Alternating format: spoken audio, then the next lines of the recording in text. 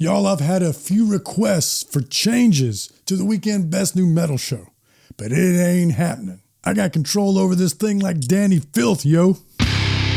Welcome, metalheads. I'm the host of Heavy Metal Philosophy and writer for Metal Digest, JonBarbas. Make sure you stick around to the end of the episode for this week's album art of the week. It's the weekend. That means we got new metal albums dropping on us, and I'm bringing you my 5 favorite. But as always, before we jump into the top 5, we got a couple of big band releases to talk about.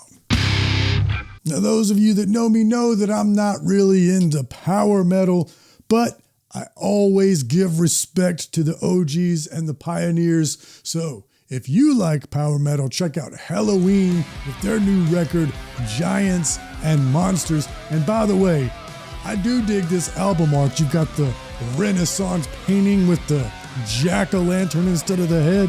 Okay, I see it. And lastly, before we jump into the top 5, we got Saulo with Knit. I probably butchered that pronunciation, and I apologize. Text is on screen as always, and every band's Bandcamp will be linked in the description so that these records are easy to find. This is some Scandinavian shamanic folk music with a bit of modern touches sprinkled in here and there. If you're into magical vibes, there you go. Now let's do the top 5. Coming in at number 5. ELO with Legacy progressive metal out of the UK. And when I listened to this, my patience was rewarded because when I first fired it up, I wasn't really digging it. It was a very modern progressive metal sounding record. You know the type I'm talking about, with the odd time signature, single note, syncopated, dun dun dun dun dun dun dun, with the spacey synths and the really progressive clean vocals, and I thought, yeah, it's gonna be one of those albums. But then Andy Robinson let out a belt that changed the air in the room, and the band proceeded to do a bunch more of these slow burns and then sudden climaxes, and what started as apprehension suddenly changed into excitement. And that's the power of music and a good band that can take your mindset and change it. You go into it thinking, nah, this ain't for me, and then they win you over. It takes a band that's extra special to be able to do that, so y'all make sure you check out ELO. Coming in at number 4, Crimson Butchery with Stalker. This is technical, brutal death metal out of Ireland, and I love this because it's not a very tech death sounding record. It's more of a old school death metal sounding record. It's just the players are killer.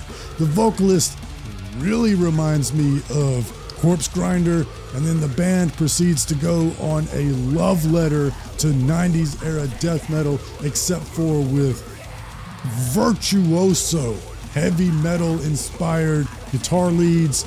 Absolutely thrilling, exciting, and heavy.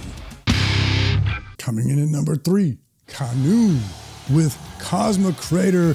This is death metal out of Germany by way of Bangladesh.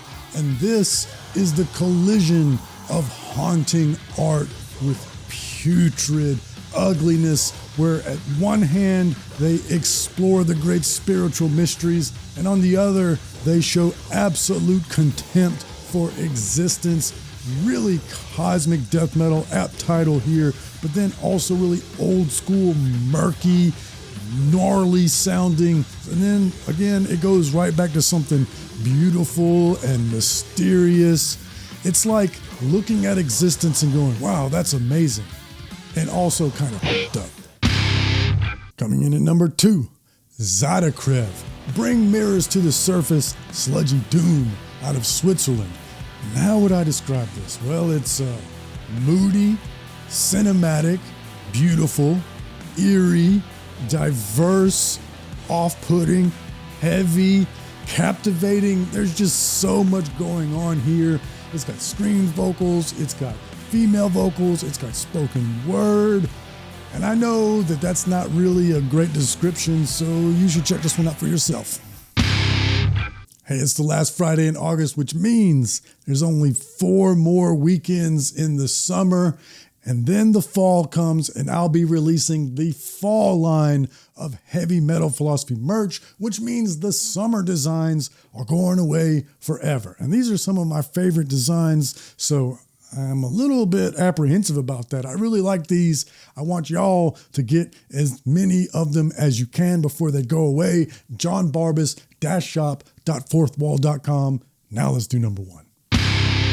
Coming in at number one, Low Heaven, Ritual Decay, post-metal out of Canada. This record starts with a low rumble that quickly fades into a crescendo of sludgy drones and screamo belts, but behind those belts are death growls. Those death growls make a sort of demonic harmony, but then after that it goes into dreamy clean vocals, and then after that it goes into a breakdown, and then after that it goes into some Deftones-esque shoegaze. And if that sounds like a lot, that's just the first song. This band forgoes the verse-chorus format, and therefore you're just constantly bombarded with novel ideas throughout the whole record. It's impossible to perceive this one with just one listen, but that's okay because it's so good. The desire for repeated listens won't be a problem at all, and that's why this one's number one. Now let's do the dealer's choice. Longtime subscribers know the Dealer's Choice segment is the part of the show where I break my own rules, and this week I'm picking a non-metal record. I'm picking Prayer Group with Strawberry. This is noise rock / punk out of Virginia, and this is punk rock that is at the intersection of frustration and absurdity. This is the sort of quirky, strange music that can only come from somebody that's viewing society with a sideways stare, and you sort of revel in the weirdness because it's better than boredom. However, with that absurdity comes a lot of amoral injustices and perverse serendipity, and so yeah, it's weird, but you can't really like it, you can't really get comfortable, and therefore, it's pissed off.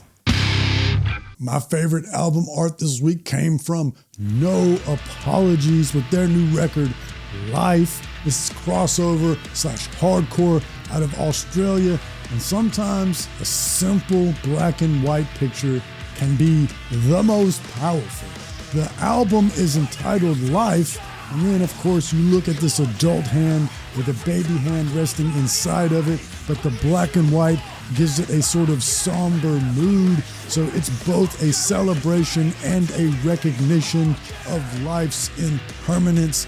Plus, the music is awesome because, like I said, it's crossover hardcore. So think Suicidal Tendencies more than the modern junt sort of hardcore. So I dig this art and this music. Easy pick for me this week. Y'all check it out. And hey, before we go, this week there was an interview with Johnny Hawkins of Nothing More where he was quoted as saying, AI isn't a danger to good artists, only ones. And of course, I had a response to that. So if you want to see a metal philosopher respond to Johnny Hawkins' use of generative AI for their latest music video, just click right here. But most importantly, read philosophy, listen to metal. I love you.